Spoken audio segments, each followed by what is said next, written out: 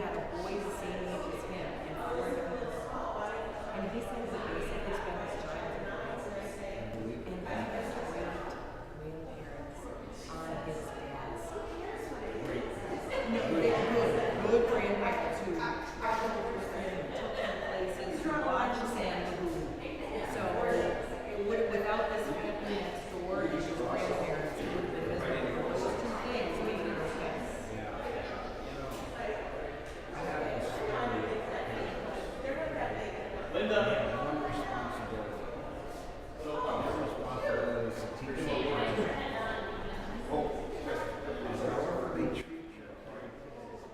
Good morning.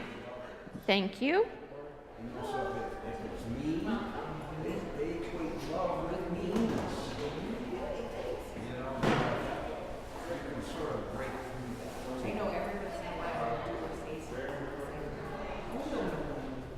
I'm not sure what you're thinking, but that's your parents coming out, so. I always say, we have this beautiful self-awareness that we can sort of transcend these, so we can start to listen to it. Our feelings are telling us what's right. Yeah, so, but my parents are coming for Christmas, and it's our anniversary. And normally, I'm in Pennsylvania with the kids, and Dad's here with the dogs. And so I said, and we have my parents, so we're going to go, I'm going to surprise them with tickets to Guys. Did you ever see Guys on? It's funny.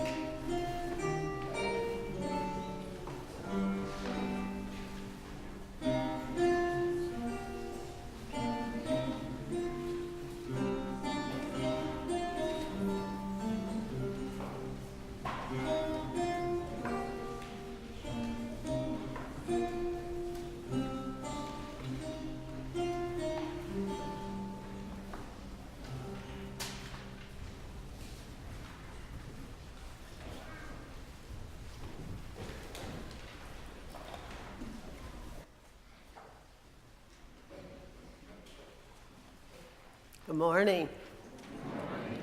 Welcome to the First Unitarian Society of Madison. We are a community where curious seekers gather to explore spiritual, ethical, and social issues in an accepting and nurturing environment. UUs support the freedom of conscience of each individual, as together we seek to be a force for good in the world. My name is Karen Rose Gredler, and on behalf of the entire congregation, I offer a special welcome to any visitors and newcomers with us this morning. As a welcoming congregation, we celebrate the presence of all among us. We sincerely hope our service will spark your mind, touch your heart, and enrich your spirit. This is a great time to silence cell phones as we take a few quiet moments to become fully present with ourselves and one another together at this time.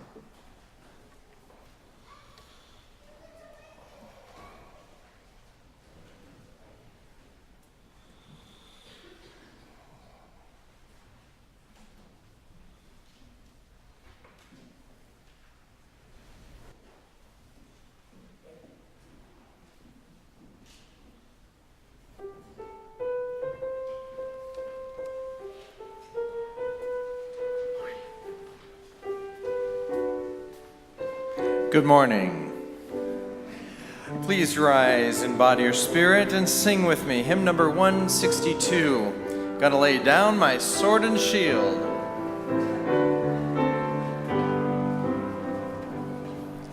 Gonna lay down my sword and shield down by the riverside, down by the riverside. Down by the riverside, gonna lay down my sword and shield down by the riverside and study war no more. I ain't gonna study war no more. I ain't gonna study war no more. Ain't gonna study war no more. I ain't gonna study war no more. I ain't gonna study war no more. Ain't gonna study war no more. Gonna lay down my burden. Gonna lay down my burden. Down by the riverside. Down by the riverside. Down by the riverside. Gonna lay down my burden. Down by the riverside, study war no more. I ain't gonna study war no more. I ain't gonna study war no more. Ain't gonna study war no more. Ain't gonna study war no more. I ain't gonna study war no more. Ain't gonna study war no more. Gonna shake hands around the world. Gonna shake hands around the world. Everywhere I roam. Everywhere I roam. Everywhere I roam. Gonna around the world. Everywhere I roam. Gonna study war no. Last chance, let 'em hear it. Ain't gonna study war no more. I ain't gonna study war no more. Ain't gonna study war no more. I ain't gonna study war. Ain't gonna study war no more. Ain't gonna study war no more.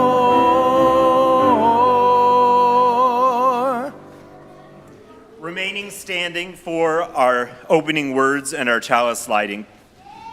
Spirit of life, come to us to break down barriers, widen horizons, to make us less judgmental. Help us see the larger picture and the kinder conclusion, to love and let live, to embrace and forgive, to sustain and care.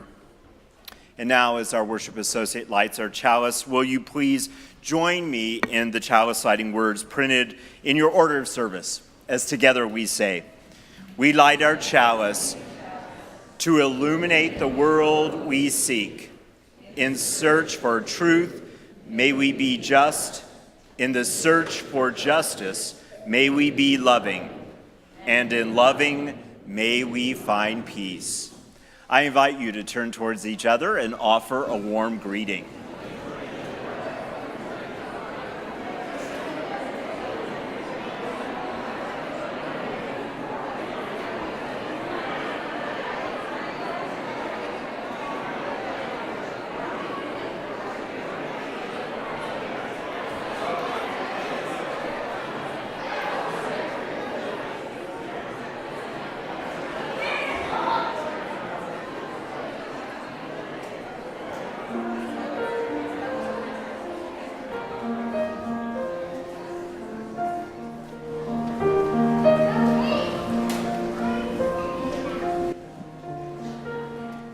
The children can come forward.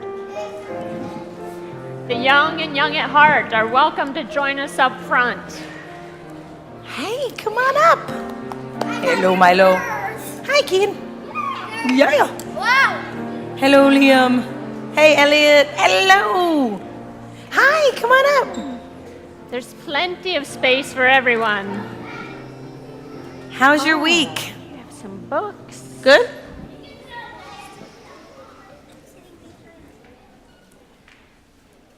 We have some special things to show you, so be sure to gather round. We will try and make sure everybody sees them. We are going to talk about peace today. The theme of this month is peace. And Karin and I were thinking, what can we talk with you all about peace? And then we realized that we have some things in our life that mean peace to us. And so we want to show you those this morning. The first thing we have, can you see it? What is it? A candle. And why might a candle remind us of peace? Yeah. Because right here on our pulpit is a candle, which is related to our Unitarian Universalist chalice, which we light every Sunday to remind us of the peace in our hearts and in our world. Nice.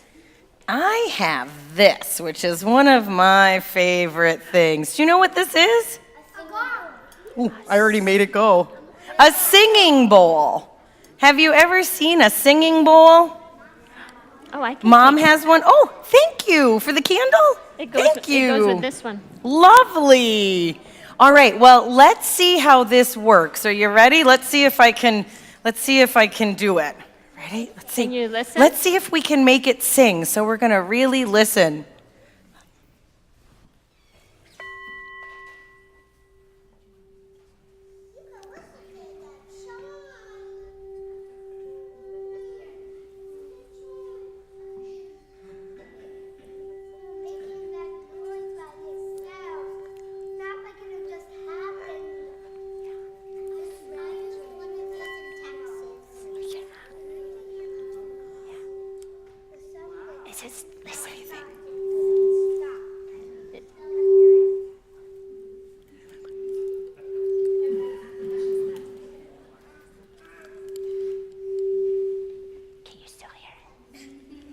Still hear it?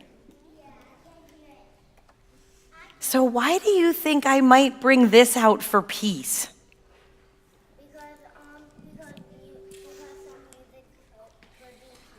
Because music can be peace. Beautiful. Yeah. It makes really calm to hear that noise, and to just breathe and focus on that noise can make us really calm. Yeah.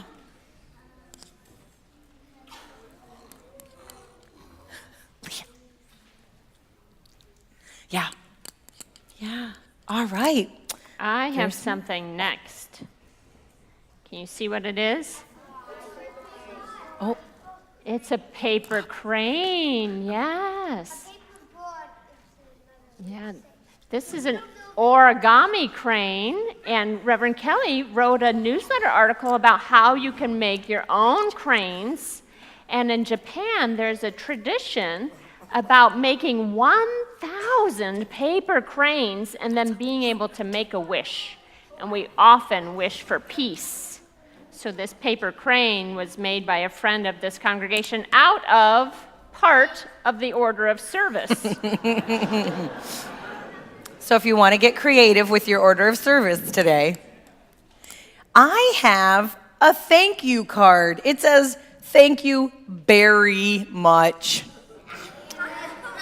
And I put a thank you card in here to remind me about gratitude, that there are so many things in this life that we have to be thankful for. And when we're thankful and our hearts are filled with gratitude, that can lead us to peace. Okay, what's next? A pine cone and water. Oh. So this water actually comes from our water communion earlier this year when everyone brought the water of their lives together. And this pine cone reminds me of walking in the woods. So both of these things remind me of, nature, exactly, and being in nature, whether it's with my pets or with the animals outside or with the elements, that makes me feel peaceful and relaxed. All right, Karen, Yes? did you forget breakfast this morning? Maybe. I think I have Karen's breakfast in here. Karen, why would we have croissants in our basket? I remember, because one of the ways that we can find peace with other people is when we eat. When we break bread together, when we share food with other people. Sharing food has a lot to do with breaking down differences and barriers between people. When we sit down for a cup of coffee or a croissant, which I shouldn't throw around because it just might be Karen's breakfast. Maybe. So we can remember that one of the ways to find peace between each other is to share a meal. And I have a couple of things that go together here. A rainbow scarf reminds me of LGBTQI rights, and a little dove with a button that says "Fight Racism."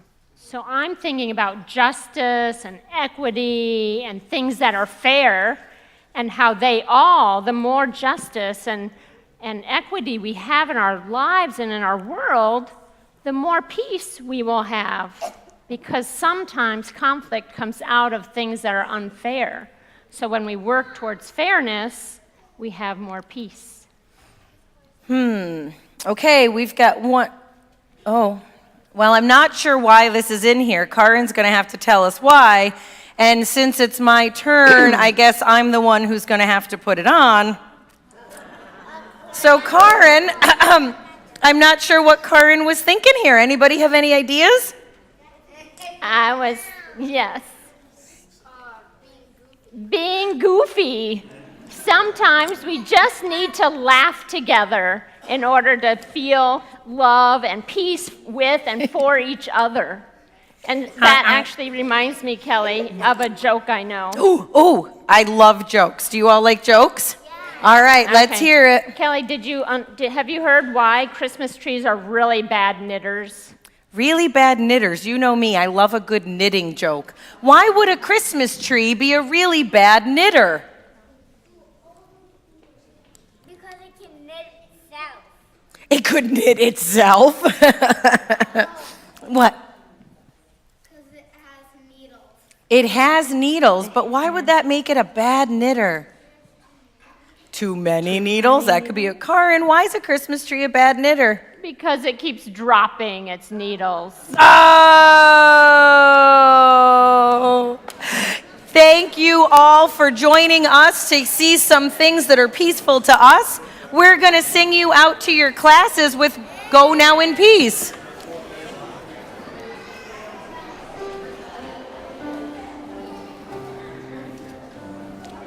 Go now in peace, go now in peace. May the love of God surround you everywhere, everywhere you may go. One more time. Go now in peace, go now in peace. May the love of God surround you everywhere, everywhere. Let's do that again. One more time. Go, that's starting to sound good. Go now in peace, go now in peace. May the love of God surround you everywhere, everywhere you may go. And now we'll sing hymn number 164 together. If you'll turn back in your hymnals to that number. The peace not past our understanding.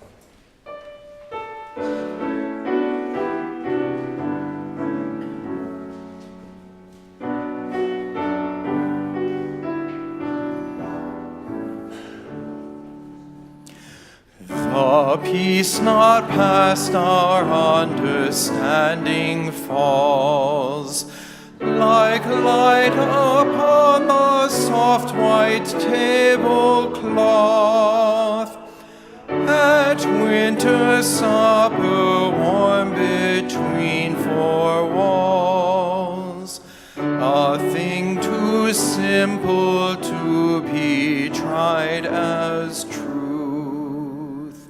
Not scholars calm nor gift of church or state, nor everlasting date of death's release, but careless noon the houses lighted late, a thief's a holiday, the people's peace. Days into years, the doorways worn at sill. Years into lives, the plans for long increase. Come true at last for those of God's good will. These are the things we mean by saying peace. Be seated.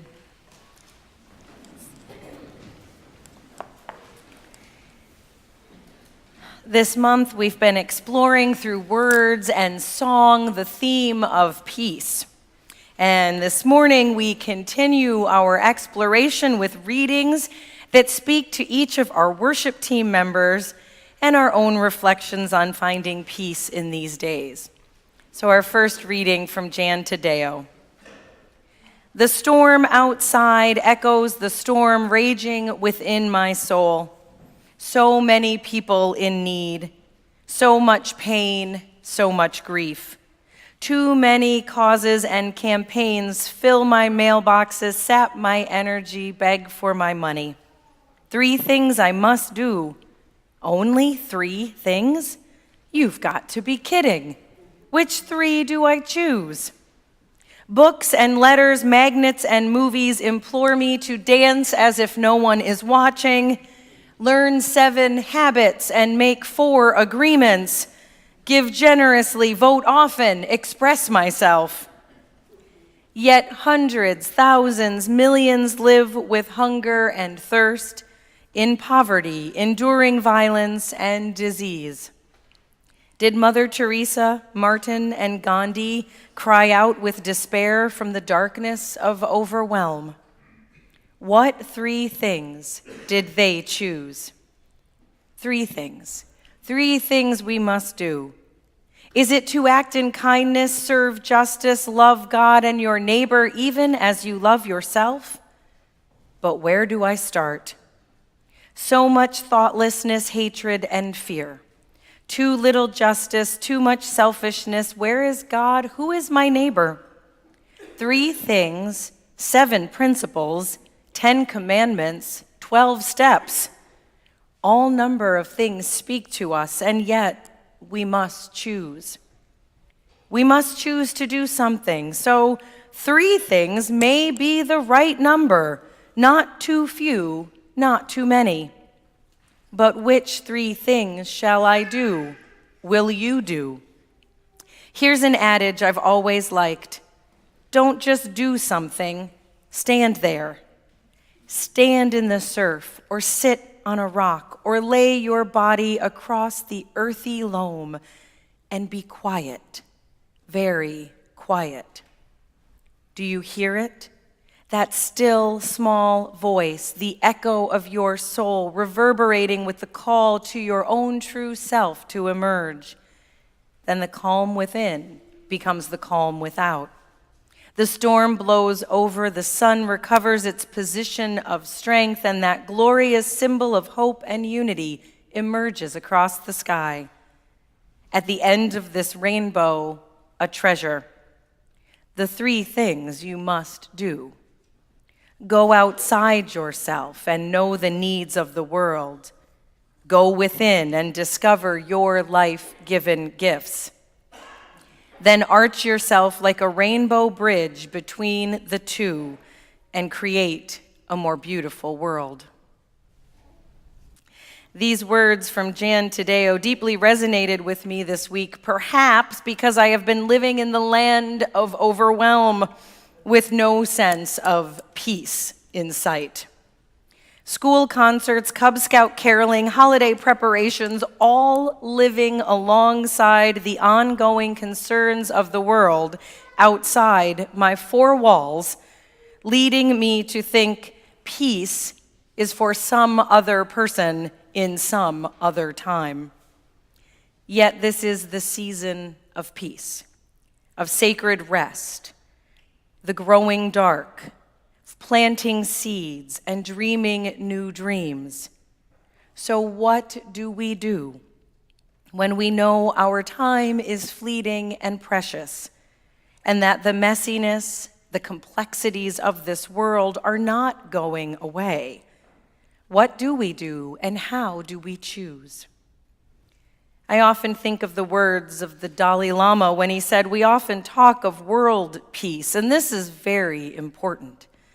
But it needs to begin with mental peace, with genuine tranquility, individual transformation, and a good heart is the foundation. I think this is what Jan is trying to tell us as well. In the chaos of the world, we need to find the calm within, because the calm within can become the calm without. Peace doesn't need a serene, perfect environment. It can happen anytime, anywhere, even in the chaos, even in the messiness. It can happen in the heart that truly commits to it. We need to be aware of the pain and the suffering in this world. And in order to take that in, we must recognize the deep and true well of peace that lives deep within us. So in the days ahead, may you take a moment to connect with that peace living within you, to stand in the surf or sit on a rock or lay your body across the earthy loam and be quiet. And from that place, even in the busiest and the messiest of times, may you arch yourself like a rainbow and create a more beautiful world.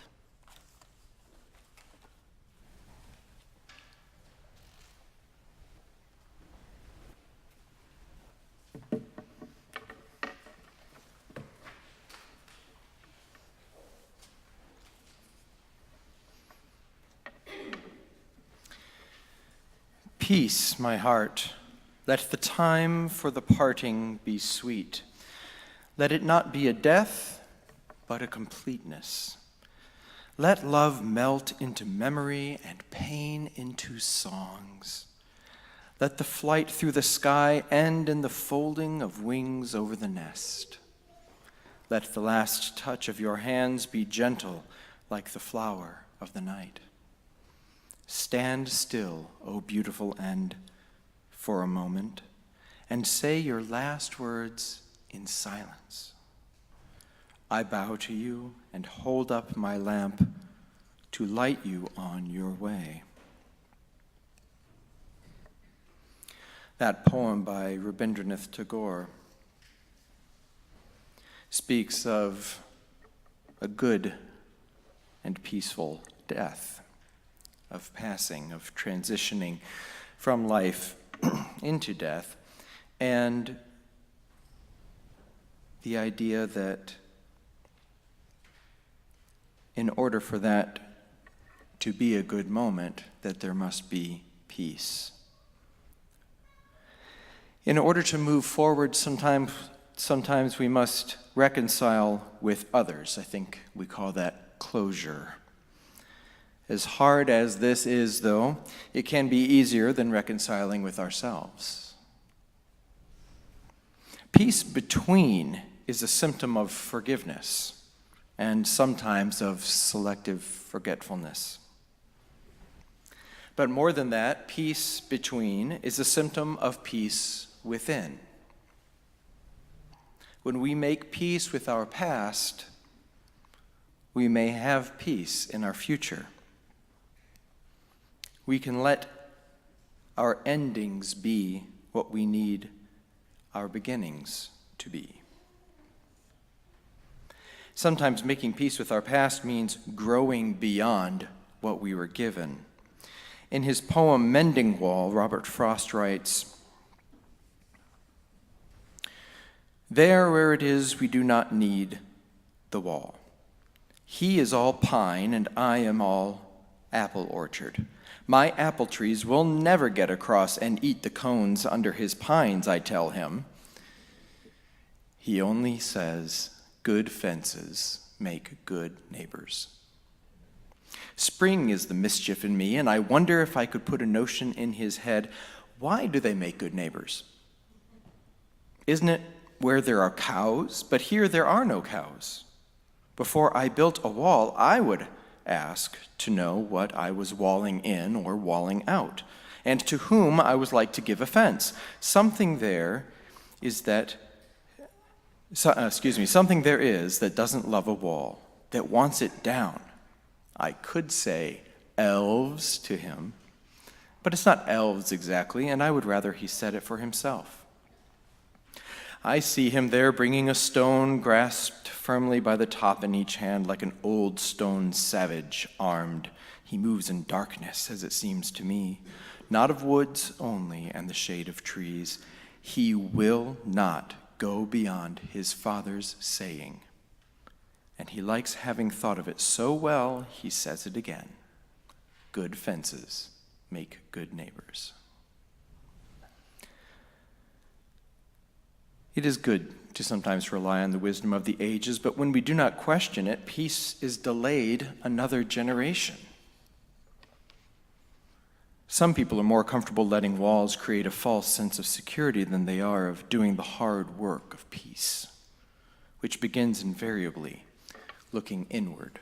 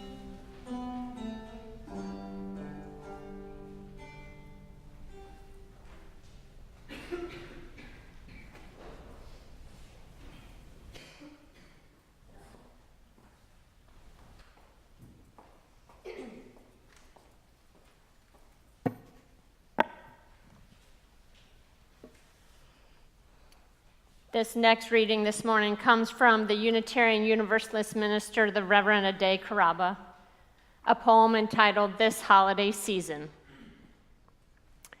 Let this holiday season be a time for engaging heart to heart, for those who, like the innkeeper, turned us away, for holidays that didn't live up to our expectations, for ghosts of Christmas past that haunt us, for those who gave us gifts but never their presence, for gifts we yearned for but did not receive, for things we received but never wanted, for those who offered us cheer when we needed comfort, for those who offered us love that we could not accept, for those we rejected, offering no room in our homes or hearts, for ourselves who could not give through the fear, for the times we saw a star in the east but failed to follow it, for times we followed the star but it did not lead where we hoped, for miracles gone unnoticed, for wise men and women whose gifts we rejected. For all these we remember, we forgive, we love. In doing so, may we be granted an abiding peace. Oh, to be granted an abiding peace. But ghosts of Christmas past do indeed haunt me at times. Do they haunt you? Here's a story about one of my ghosts, just a little one. The year I was 8 or 9 years old, and I woke up that Christmas morning remembering that I had forgotten to get a gift for my oldest sister, Lawana. I went to my mother in tears. Tears of frustration, tears of embarrassment, tears of disappointment. Yes, indeed, this was not the holiday I wanted it to be. My mother did not seem at all fazed by this situation. Somehow, I calmed down enough to listen to her and agree to her solution. But before I tell you how we solved this problem, I have to reveal an important cultural fact about my family of origin. We placed a high value on disguising presents. The fun part of gift giving was in stumping the gift receiver so they couldn't guess what was in the present. In this case, creating a handmade gift certificate and putting it in an envelope would not have been sufficient. But my creatively minded mother, she had been around the block by then. And here's what we did that morning. We took an empty toilet paper tube. We put the cash in it. And then we wrapped it up.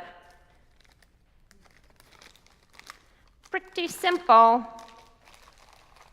But I tell you that what I got that Christmas was more than gift giving.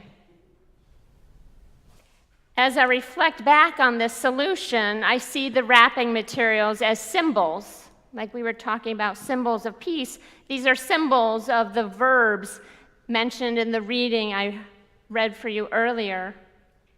We forgive, we love, and in doing so, we are granted an abiding peace. The wrapping paper was forgiveness. My mom surrounded me with forgiveness for my falling short in the gift-giving department.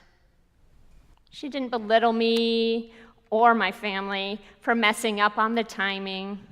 It was not a blame and shame moment. I was already forgiven before the gift was even offered. And the toilet paper tube was love. Strong, durable, giving shape and form to our time together.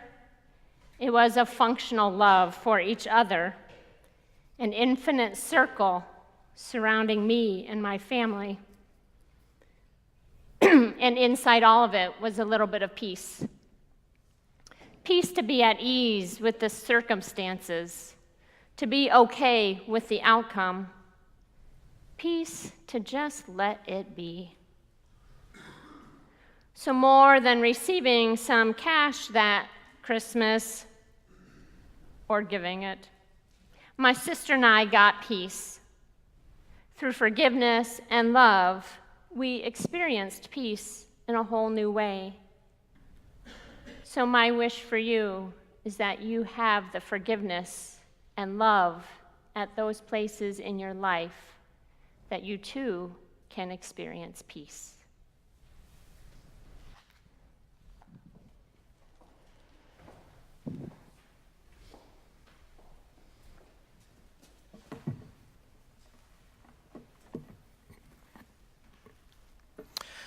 For my reading, I would like to gain your assistance. If you would take out the gray hymnal and turn to number 602, 602.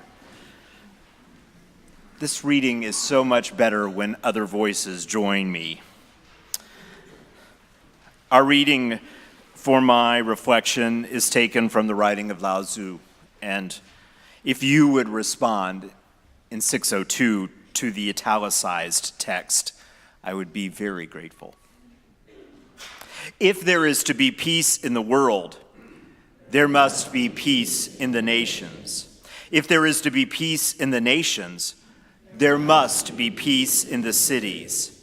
If there is to be peace in the cities, there must be peace between neighbors. If there is to be peace between neighbors, there must be peace in the home. If there is to be peace in the home, there must be peace in the heart. One of the most unwinnable and pointless arguments that I have been baited into 1,000 times is between or in the spirit of finding the superiority of someone who champions the peace in the heart versus those who passionately work for peace in the world. Again and again, I've been in that argument, and yet we know so many things that remind us that that argument is such a waste of air and energy. It is hardly a new idea. In the 5th century, before the Common Era, Lao Tzu wrote what we just read together and reminds us that in the work of moving away from violence and bringing in a deep sense of justice and equity in our lives, there is not one single destination or one point, but a continuous and interdependent set of relationships and moments that ask us in almost every realm of existence to find that right relationship, to gain that sense of what it means to be more deeply connected with ourselves, with each other, with all that is. We know that in each of those points, from the world all the way to the heart and the family and the neighborhood and the country, that peaceful work is never fully done. One person, and it has happened throughout time, can spend their entire life working on one segment, and that task will not be completed. And number 3, we know in so many important things that we human beings are strongly situated in our aptitudes, in our perspectives, in the realms that appeal to us, in the life realities that we live and deeply shape what we perceive, in what we are attracted to or what bothers us, what we do well, and what is even our sphere of influence in which to do our most meaningful work. To me, it is clear that if the task is larger than any one person can achieve, And we each are always in every segment of our life in some way working for peace. And if we each have our own set of wonderful gifts of energy and skill and perspective, then we are called again and again to do the same thing that I ask you to do as we entered into this complicated month of December. Begin where you are. Begin with who you are. Whether it's how to make your way through this month full of so many expectations and emotional difficulties, as well as moments of excruciating possibility, or deciding what it might mean when you are deeply afraid or frustrated by what you hear on the news, or the incredible animosity you experience in your workplace, or the way that you can't sit at the breakfast table anymore with the person you love most without feeling some deep energy of hatred towards them. Wherever you are, however you are, whoever you are, that is the place to begin. That is the only choice that you can make. And to be in that place as fully as you can is the way forward, always. Whether it's peace or love or finding joy. In 1513, on Christmas Eve, Fra Giovanni, another name for a friar or a monk, wrote these words: "There is much I can give you which you do not have, but there is much, very much, that while I cannot give you, you can take. No heaven can come to us unless our hearts find rest in it today. So take heaven. And no peace lies in the future, which is not hidden in this present little instance. And so take peace.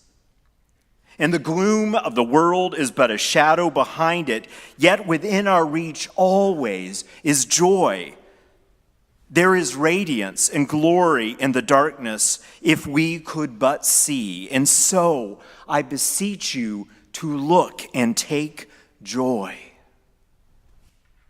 Wherever you are, whatever the season is bringing to you, whatever your predilection towards peace, you can only choose what to do with this one precious span of days. And I beg you, when offered the choice between anger and acceptance, may you take acceptance. And when you are asked to choose between retribution or peace, may you find some small way to move towards peace. When you find yourself struggling between a feeling of isolation and love, may you choose love. In our one sweet, wild, and precious life, in our journeying in the midst of towards peace, may we find our way to be a blessing in the world. So may it be. Amen, and blessed be.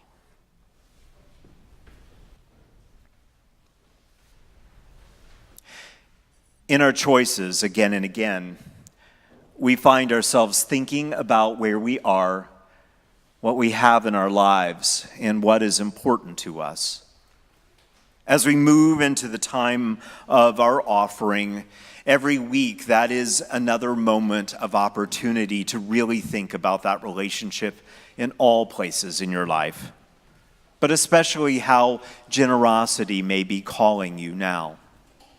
And we offer you the opportunity again and again to practice that generosity. This week, in addition to supporting the work of this congregation, you may support the work of Community Support Network. To find out more about their mission and their important work with adults with disabilities, I invite you to turn to the red floors for more information. As our offering is now given and received, may it be a time of right relationship with all that is, and may it be inspired in a spirit of generosity and abundance. The offering will now be given and received.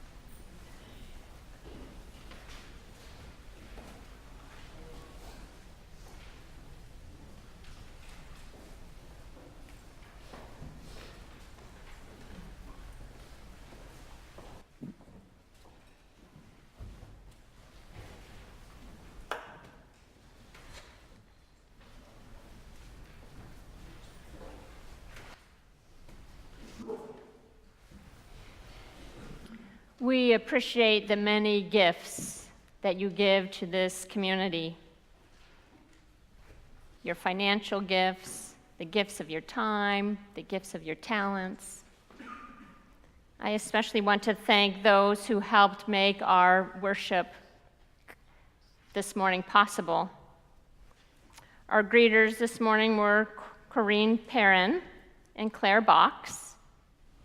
Our ushers this morning were Jane Nelson Worrell, Gail Bliss, Marty Hollis, and Brian Chanis. Our sound operator this morning is David Briles. Hospitality is being provided by Sandra Flish and Blaise Thompson. Our lay ministers this morning are Dennis Collins and Ann Smiley. If you would like to join us on a tour this morning, John Powell will be leading a tour starting from up here at the ramp after service. And at our welcome and information table, we have Dorrit Bergen. I also want to point out that in your red floors, there is a way to sign up to be a volunteer at one of our 4 Christmas Eve services. You can fill that out and put that in the basket on the table right outside these doors in the Commons. Also in the Commons this morning, you will find a table with information about the Bayside UU Family Camp. And of course, there is tea and coffee to enjoy together afterwards as well.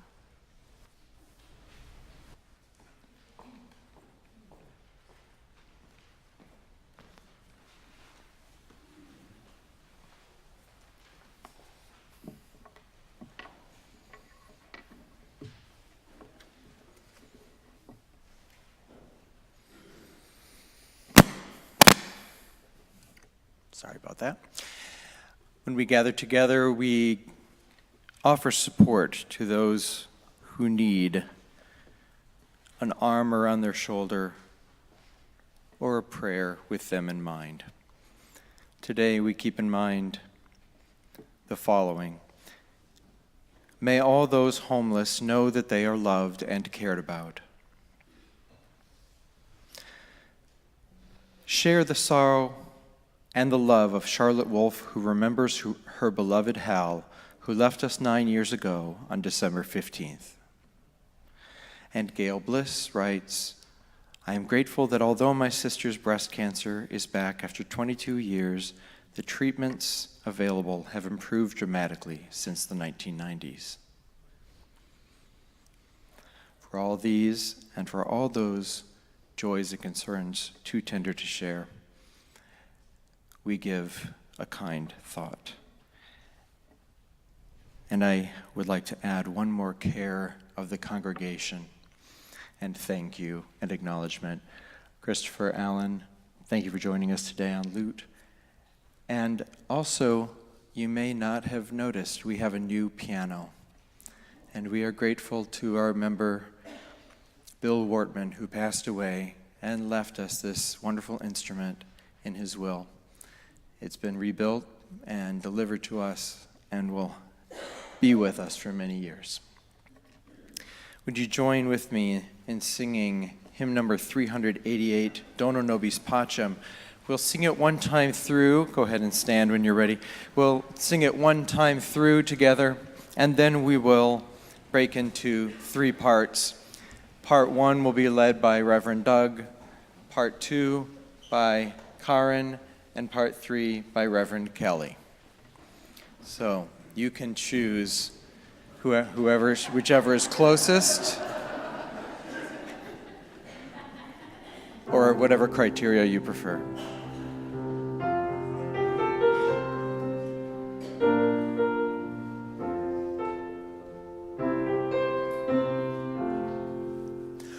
Dona nobis pacem, pacem.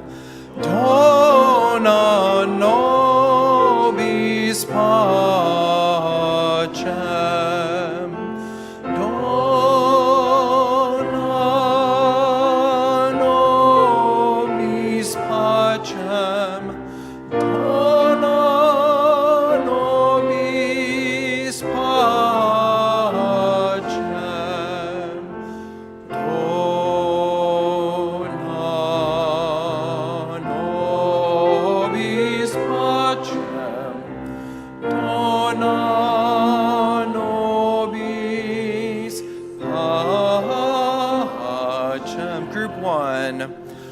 Dona nobis pacem, pacem. Dona nobis pacem. Group 2. Dona nobis pacem, pacem. Dona nobis pacem. Group 3. Dona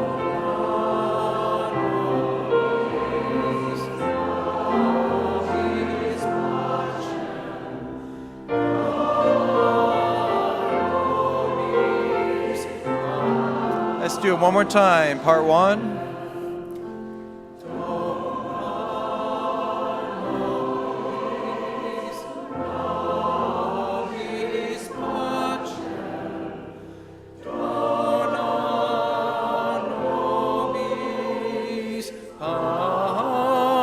Group 2, start again. Here we go.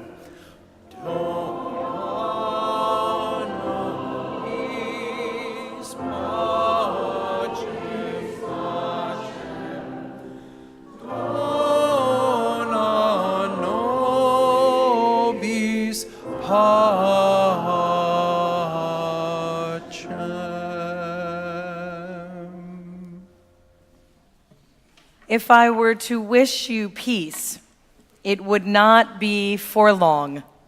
It would be peace to rest, to reflect, to make ready for the coming day, that the full force of your creativity and love might be released and shared.